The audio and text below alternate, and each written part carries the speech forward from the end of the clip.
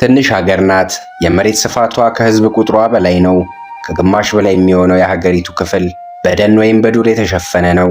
ቆንጆ ሐይቆች ከቀዝቃዛማ ደሴቶች ጋር ታድላለች።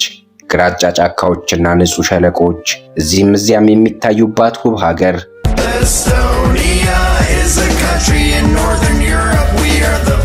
የኢስቶኒያውያን ህይወት በብዙ ጫካና ደሴት እንዲሁም በትንንሽ ከተሞች ውስጥ ካለ ጥልቅ ጸጥታ ጋር የተቆራኘ ነው። የጫካ ባህልና የመዝሙር አብዮትን አዘውትረው ይወዳሉ። ብዙ ኢስቶኒያውያን በለም ተፈጥሮ ውስጥ ይወለዳሉ። ልጆች በመስክ በተሞሉ ዱሮች ውስጥ ይመላለሳሉ።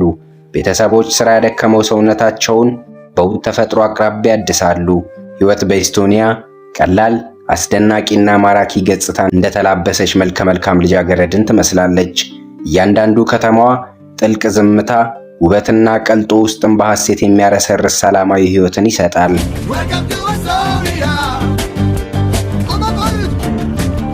እንኳን ወደ ኢስቶኒያ በደህና መጡ። ብዙዎች በስም ብቻ የሚያውቋት ነገር ግን በዓለም ላይ ቀዳሚዋ የዲጂታል መንግስት ያላት ሀገር ነች። በ1918 ከቀድሞ ሶቪየት ህብረት ካሁኗ ሩሲያ ነፃነቷን ከማግኘቷ በፊት የብዙ ሀገራት የቅኝ ግዛት አሻራ አርፎባታል። ስዊድን፣ ዴንማርክና ጀርመን የቀድሞ ገዢዎቿ ነበሩ። ነገር ግን በ1918 ከሩሲያ ቅኝ አገዛዝ ነፃ በመውጣት ዴሞክራቲክ ሪፐብሊክ ኦፍ ኢስቶኒያ ብላ ራሷን እንደ አዲስ መሰረተች። የዛሬዋ የጉብኝታችን መዳረሻ የሆነችው በሰሜን አውሮፓ ካሉት የባልቲክ ሀገራት መካከል በጣም ትንሽ፣ በተፈጥሮና በቴክኖሎጂ ግን ተወዳዳሪ ያልተገኘላት፣ ህዝቦቿ ከመላው አውሮፓ እጅግ ጥራት ያለው ኑሮን የሚኖሩባት፣ በዛ ላሉ የዓለማችን ሞዴሎች መፍለቂያ የሆነችው ሰሜን አውሮፓዊቷ ሀገር ኢስቶኒያ ነች። ለሚቀጥሉት ጥቂት ደቂቃዎች አብረውኝ በመቆየት የዚህችን ሚጢጥዬ ሀገር ጓዳ ጎድጓዳ አብረን እንበርብር።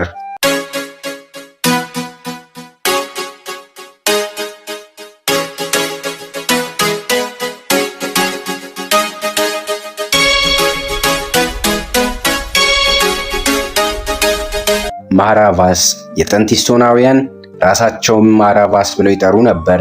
ትርጓሜውም የመሬት ሰዎች ማለት ነው። ከ19ኛው መቶ ክፍለ ዘመን አጋማሽ በኋላ ግን በተፈጠረው የነጻነት አብዮትና መነቃቃት ኢስቶኒያ የሚለውን ቃል ለራሳቸውና ለመሬታቸው ብሔራዊ ስም አድርገው አጸደቁት። ትርጓሜውም ምስራቃዊ ምድር ማለት ነው። የ1.4 ሚሊዮን ዜጎች መኖሪያዋ ኢስቶኒያ አብዛኛው ክፍሏ የተሸፈነው በጥቅጥቅ ደኖችና በውሃ ነው። ዋና ከተማዋ ታሊን ሲሆን 159.2 ኪሎ ሜትር ስኩዌር የቆዳ ስፋት አለው። ከጠቅላላው የሀገሪቱ ህዝብ 33% ወይም 460 ሺህ ገደማ ነዋሪዎችን አቅፎ ይዟል። ከታሊን በመቀጠል ናርቫና ፓርኑ እያንዳንዳቸው ከ40 ሺህ በላይ ነዋሪን በመያዝ ይከተላሉ። አብዛኛው የኢስቶኒያ መሬት በደሴቶች የተከበበ ነው። ከ1500 በላይ ንጹህና ቀዝቃዛ ደሴቶች ያሏት ሀገር ናት። በደን ሀብት ልማቷና በተፈጥሮ ላይ ብዙ የተጨነቀችም ትመስላለች። በየትኛውም አካባቢ ደንን ያለ አግባብ መጨፍጨፍም ሆነ ተክሎችን መቁረጥ ነውር ብቻ ሳይሆን ወንጀልም ነው። ከላቲቪያና ራሽያ ጋር ድንበር የምትጋራው ኢስቶኒያ በባህረ ሰላጤው ደግሞ ፊንላንድ ታዋስናታለች። ከ2011 ዓ.ም ጀምሮ የአውሮፓ ህብረት አባል ሀገር በመሆኗ ግብይቷን በዩሮ እንዲሁም ዜጎቿ በመላው አውሮፓ በነፃነት ይንቀሳቀሳሉ። እጅግ ጥራት ያለው ኑሮን በመኖር ኢስቶኒያውያን ይታወቃሉ። ቀዝቃዛ የአየር ጠባይ ያላት ኢስቶኒያ በበጋ ወቅት እንኳን አማካይ የሙቀት መጠኗ ከ17 ዲግሪ ከፍ አይልም። በክረምት ደግሞ አይጣል ነው። ቅዝቃዜው እስከ -10 ዲግሪ ይወርዳል። ለእርሶም ለጉብኝት ተመራጭ ወቅት የሚሆነው የጸደይ አሊያም የበጋ ወቅት ነው። የኢስቶኒያ ኦፊሴላዊ ቋንቋ ኢስቶኒያን ወይም ኢስቶኒያኛ የሚባል ሲሆን ከፊንላንድ ጋር በጣም ተቀራራቢ ነው። በተጨማሪም የራሽያና የእንግሊዝኛ እንዲሁም የጀርመንኛ ቋንቋ በስፋት ይነገርባታል። የሀገሪቱ ህዝቦች ከመላው አውሮፓ ጥርት ያለ ኑሮ ይኖራሉ ስንለው ያለ ምክንያት አይደለም። ዝቅተኛው የደሞዝ ክፍያ 1000 ዩሮ ነው። የአይቲ ባለሙያ፣ የባንክ ሲኢኦ እንዲሁም የተለያዩ ድርጅቶች ዳይሬክተር ከሆኑ እስከ 5000 ዩሮ ተከፋይ ይሆናሉ። የዕለት ተዕለት ግብይት ዕቃዎችም ቢሆን በዓለም ላይ ካለው ገበያ ይልቅ በኢስቶኒያ ቅናሽ አላቸው። ለዚህም ይመስላል ጎረቤት ፊንላንዳውያን በየቀኑ በታንኳ አቋርጠው ለሸመታ ኢስቶኒያን የሚዘይሯት። በዚህ ትንሽዬ ሀገር ውስጥ ከ400 እስከ 500 ዩሮ ቅንጡ ስቱዲዮችን ለወር አንደላቆ ያኖሩታል። ጽዱና ባለመኝታ አፓርታማዎችን ከፈለጉ ደግሞ እስከ 1000 ዩሮ ድረስ ያገኛሉ። ዝቅ ካለው ከግለሰቦች መኖሪያ መንደር ውስጥና ግሮሰሪዎች ውስጥ ከመረጡ ደግሞ እስከ 250 ዩሮ ከፍለው ወሩን ሙሉ ድልቅቅ ብለው ይኖራሉ። እዚህ ጋር ግን ልብ ማለት ያለበት ነገር አለ። ሁሉም ዋጋዎች ላይ ከ100 እስከ 150 ዩሮ ለቤቱ ዕቃዎች ጭማሪን ይከፍላሉ። ምግብም ቢሆንም ብዛም ውድ አይደለም። 1 ኪሎ ግራም የሚመዝን የተጠበሰ ዶሮ ከ12 ፍሬ እንቁላል ጋራ እንደ ዝሆን ታፋ በገዘፈ ነጭ ዳቦ አጣጥመው በላዩ ላይ ውሃ ባልተበረዘበት 1 ሊትር ንጹህ የላም ወተት አወራርደው ከፍለው የሚወጡት $10 ብቻ ነው። የበላሁት ይንሸራሸርልኝ ካሉ በኢስቶኒያ የኮብል ጎዳናዎች ላይ መንሸራሸር የከተማ ውበትን ከዛፎች ጋር መመልከት ብቻ አይደለም። ከመቶ ዓመታት በፊት በተሰሩ ኮብልስቶኖች ላይ መጓዝ በታሪክ ጎዳናዎች ላይ መጓዝም ጭምር ነው። አይ ለምን ፈልሰስ ብዬ ከተማውን ውበት እየቃኘው በፈጣን ባቡር አሊያም በመለስተኛ አውቶቡሶች እጓዛለሁ ካሉ ግን የሀገሬው ዜጋ ከሆኑ የሚከፍሉት ግብር ይጨነቅሎት እንጂ ለመጓጓዣ ትራንስፖርት 70 ሳንቲም አይከፍሉም። በኢስቶኒያ ውድ ነገር ጠቁመኝ ካሉ የፀጉር ማስተካከያ ሱቆች ብቻ ናቸው። ለአንድ ፀጉር ሥራ ከ30 እስከ 40 ዩሮ ይከፍላሉ። የኢስቶኒያ ዜጋ ከሆኑ ጤናዎትን ይጠብቁ እንጂ አይበለውና ቢታመሙ ብሔራዊ የጤና መድን አለሁ ይሎታል። እስኪድኑም ድረስ ወጪውን ሸፍኖ ያሳክሞታል። ትምህርትም ቢሆን ከመዋለ ሕፃናት እስከ ዩኒቨርሲቲ ድረስ አሁንም የሚከፍሉት ግብር ይጨነቅበት እንጂ ነፃ ነው። ነገር ግን ልጆች ያላቸው የውጭ ሀገር ዜጎች ልጆቻቸውን በኢስቶኒያ ማስተማር ከፈለጉ ከ5000 እስከ $10000 ዓመታዊ ወጪ ይጠበቅባቸዋል።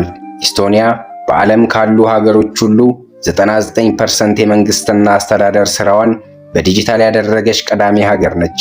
በሀገሪቱ ውስጥ በየትኛውም አካባቢ ፈጣን ዋይፋይ ከነፃ ኢንተርኔት ጋር ለህዝቦቿ ታቀርባለች። የአስተዳደር ስራ፣ የግብርና ታክስ ክፍያ፣ የኑሮ ፈቃድም ሆነ የዜግነት ጉዳይ ሁሉም የሚከወኑት በደቂቃዎች ውስጥ ባሉበት ሆነው በያዙት ስልክ ብቻ ነው። በተጨማሪም የኢመደበኛ ነዋሪነት መታወቂያን በዲጂታል የጀመረች የመጀመሪያዋ ሀገርም ነች። እነዚህና ሌሎች ዲጂታል አቅርቦቶቿ ተደማምረው ኢስቶኒያን የኢንተርኔት ሪፐብሊክ የሚል ቅጽል ስም አሰጥተዋታል። የኢስቶኒያ ዜጎች አብዛኞቹ ሃይማኖት የለሾች ናቸው። 80% የሀገሬው ህዝብ ምንም አይነት እምነትን አይከተልም። የተቀሩት 20% ህዝቦች የኦርቶዶክስና ሙስሊም እምነት ተከታዮች ናቸው። ወደ ኢስቶኒያ ለመጓዝ ካሰቡ ስለ ህዝቡ አንዳንድ ነገርን በሉት።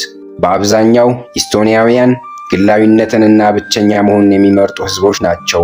ቢሆንም አንዴ ከተቀራረቧቸው ግን ጥሩ ወዳጅ መሆንን ያውቁበታል። ተወዳጅና ተግባቢም ይሆኑሎታል።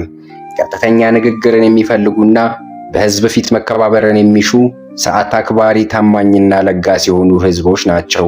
የኢስቶኒያ ሴቶች ከወንዶቹ በበለጠ በ10 ዓመታት በህይወት ይቆያሉ። ይህም ማለት 2 እኩል ቀን የተወለዱ ወንድና ሴት ቢኖሩ ወንድየው ከሴቷ ቀድሞ ከ10 ዓመት በፊት የመሞት ዕድል ሲኖረው፣ የሴቷ ግን በተቃራኒው ከወንዱ 10 ዓመት ዘግይታ ትሞታለች እንደማለት ነው። በቁመትም ሆነ በብዛትም ቢሆን ተፈጥሮ ለኢስቶኒያውያን ሴቶች ታደላለች። ለዚህም ይመስላል በዓለማችን ላይ ካሉት ዕውቅ ሞዴሎች ውስጥ አብዛኞቹ የኢስቶኒያ ዜግነት ያላቸው እንስቶች የሚበዙት። በኢስቶኒያም ቢሆን የሴቱ ቁጥር ከወንዱ በእጅጉን ስለሚልቅ በሀገሪቱ የባል እጥረት እንዳለ በተደጋጋሚ ይነገራል። ከደህንነት አንጻር በአውሮፓ ካሉ ሀገራት በጣም ሰላማዊ ነች። በምሽት ጎዳናዎቿ እንኳን ሰላም ናቸው።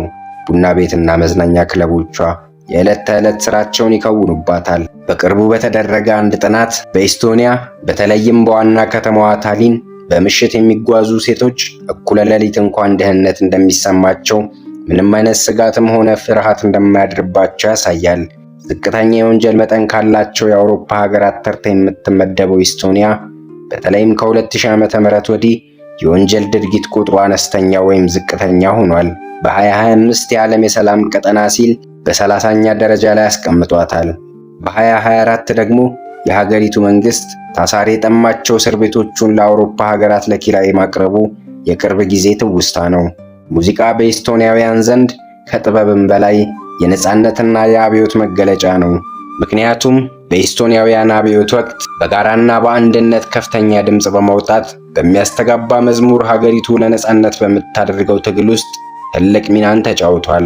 ለዚህም ነው በየ5 ዓመቱ እስከ 80,000 ህዝብ የሚታደምበት የጎዳና ላይ የሙዚቃ ፌስቲቫል እንደ ዋና ባህላቸው ቀን ቆጥረው ዓመታትን አስልተው በጉጉት የሚጠብቁት። በኢስቶኒያ የመኖሪያ ፈቃድ ለማግኘት በሀገሪቱ ውስጥ ከ5 ዓመት ያላነሰ ጊዜ መኖር ይጠበቅቦታል። ዜግነት ለማግኘት ደግሞ ቁጥሩን እስከ 8 ዓመት ከፍ ያደርገዋል። ነገር ግን ይህ ብቻ በቂ አይደለም። የኢስቶኒያን ቋንቋ አቀላጥፎ መናገርና ከመንግስት የሚቀርበውን የህገ መንግስት ዜግነት ፈተናን በአግባቡ ማለፍ አለቦት። ይህ ሁሉ የሚፈጸመው ግን በተዘጋጁ አፕሊኬሽኖች አማካኝነት ያለምንም የወረቀት ንክኪ በ3 ደቂቃ ውስጥ በዲጂታል ቴክኖሎጂ ነው። በዚህች ሀገር ለመኖር ትልቁ ተግዳሮት ቋንቋ ብቻ ነው። ኢስቶኒያኛ ወይም የፊንላንድ ቋንቋ የሆነውን ፊኖን ካልቻሉ ሻንጣዎትን ሸክፈው ወደ መጡበት ቢመለሱ የተሻለ ይሆናል።